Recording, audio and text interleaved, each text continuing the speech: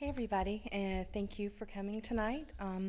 Before I introduce Joseph McCartin, I'd like to say a few words about what led to the collaboration between the two libraries on this event. Some of you may know that the Southern Labor Archives, which is part of Special Collections and Archives at Georgia State University Library, houses the records of the Professional Air Traffic Controllers Organization. Dr. McCartin used the collection before the collection was ever even processed and open for research. When Barbara Peterson, who was GSU Library's Digital Projects and Grants librarian, and I began writing a grant in hope of getting portions of the PATCO records digitized, we contacted Dr. McCartin to see if he would write a letter of recommendation for our grant project. When I made this first contact, he told me that a book he'd been working on would be published in the next year or so. Cut to December of 2010.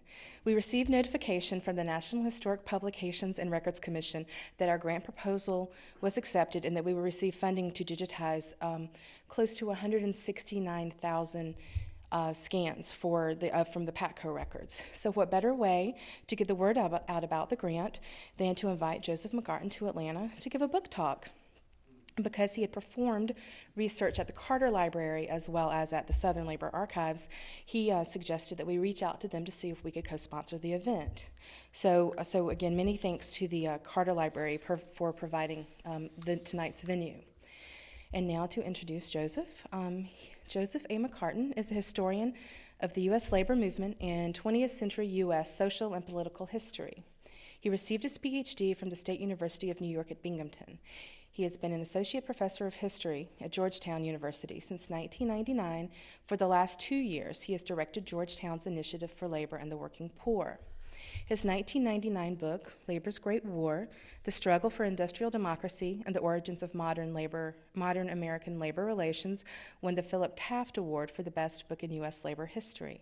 He has been the recipient of grants and fellowships from the National Endowment for the Humanities, the American Philosophical Society, the Woodrow Wilson International Center for Scholars, and the Charles Warren Center at Harvard University. His essays have been published in both scholarly and popular press in such publications as the New Republic, Dissent, the New York Times, and Journal of American History, among others. His current research explores the impact of public sector labor organizations on politics, government, and private sector labor relations. This is the interest that led him to write the book he is here to speak about this evening, Collision Course, Ronald Reagan, the Air Traffic Controllers, and the Strike That Changed America. Please help me welcome Dr. Joseph A. McCartin. Thank you.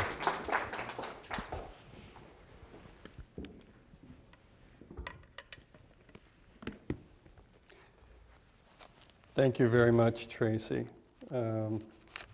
Appreciate that introduction, and thank you for your excellent work preserving the history of workers and the labor movement in the Southern Labor Archives at Georgia State University. Without that repository, I couldn't have written this book, and we would know much less, I think, about one of the most important events in recent American labor history. Thanks too to my hosts here at the Carter Center, especially Tony Clark and Director Jay Hakes.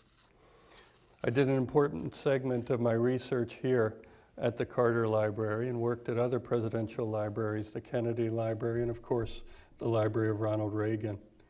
For those of you who don't know them, these presidential libraries are really a treasure trove of American history, and we're all indebted to the folks that maintain these records and make them available to future historians and really to the public and American citizens.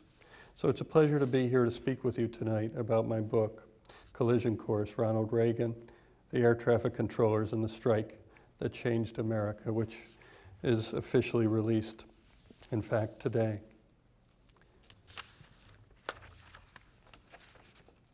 When more than 12,000 members of the Professional Air Traffic Controllers Organization, PATCO, walked off their jobs with the Federal Aviation Administration on August 3, 1981, one shrewd analyst noted that their illegal strike had been in the making almost since the moment that their union was founded in the 1960s. It was the inevitable choice, wrote this journalist, because most of PATCO's 12-year existence appears to have been preparation for this moment. The controllers had such a long history of militancy before 1981 that it was not surprising in some ways that they became the first union to stage a carefully choreographed and planned nationwide strike against a federal agency. And yet the journalist was puzzled that white-collar workers, with what this journalist called a keen appreciation for the professionalism of their calling, that workers like this would strike against the government. Newspaper columnist Jimmy Breslin made a similar observation as he watched PATCO strikers and their families gather on Long Island to rally 2 days after their strike began on August 5th, 1981, at precisely the moment when they were about to be fired for defying a deadline set by President Ronal Reagan to return to work. Breslin wrote, "At the moment that they were supposed to be fired, on order of the president, these members of suburban white America, all these air traffic controllers and their wives and children became silent, and now their fists shot up into the air in what the surprised columnist called a Stokely Carmichael salute. The 60s were long gone," Breslin mused, "but here," he wrote, quote, 13 years and more later, suburbanite America finally catches up. Here were people from North Babylon, Long Island, shooting their fists into the air in protest against their government."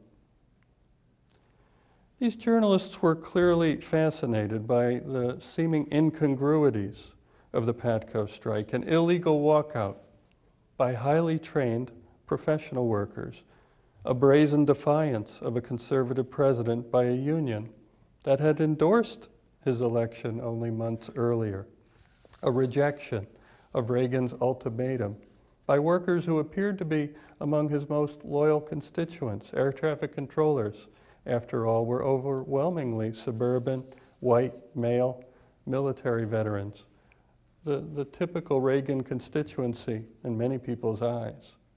So much about the PATCO strike seemed to suggest its exceptional nature, to emphasize its aberrant character. These very characteristics, I think, have made it hard for scholars to understand the strike in more than a superficial way. Most treatments of the controllers have tended to use their strike to make a point. Labor defenders use the strike as a milestone, marking the onset of a period of aggressive union busting in the United States, or as a cautionary tale meant to criticize the timidity of the AFL-CIO's leadership before Reagan's act of busting PATCO. Union opponents cite this strike as a blow against union tyranny, as proof that collective bargaining has no place in government. Or they cite it as the galvanizing moment of the Reagan presidency, Reagan's single most significant symbolic act. But as I try to argue in this book, probing more deeply into the story behind this conflict moves us beyond superficial observations and sheds light on the forces that remade America between 1960, when this story began, and 1981, when the air traffic controllers struck, creating a defining moment in recent American history. Understanding those forces, I think, gives us important lessons for today. To set the context for this and to explain more about what I mean here, I'd like to read a passage from the introduction to my book. The intro is called "Getting the Picture," and that title refers, I know there's at least one controller here tonight, one former controller, maybe others. Folks who know air traffic control know what that phrase means. It refers to the procedure that air traffic controllers go through as they prepare to come on duty and take over a sector from somebody else who is working it. They sit down, they plug in, and they listen to the air traffic controller working until they can report to that controller, "I've got the picture. I understand what's going on in the sector, and I'm prepared to take over. Here it carries a double meaning, for it refers